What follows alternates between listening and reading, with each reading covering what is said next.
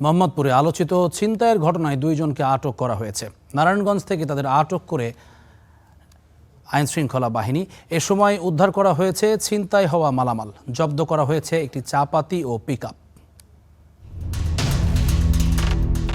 ৩১ মে ঘড়ির কাঁটায় রাত প্রায় ৪:৩০। ঈদের ছুটি কাটিয়ে রাজধানীতে ফেরেন দুই বোন। রিকশায় বাসার সামনে পৌঁছাতেই হঠাৎ হাজির একটি পিকআপ।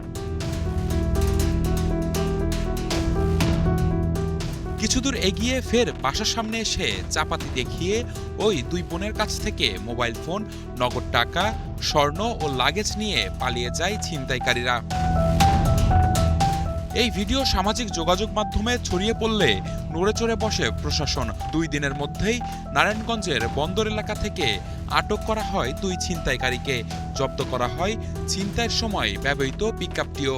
উদ্ধার করা হয় ২টি চাপাতি ও মালামাল সহ ৩টি ব্যাগ। আটককৃত দুজনের বিরুদ্ধে একাধিক মামলা রয়েছে বলে জানিয়েছে police. Dipit Saha, Star News, Dhaka.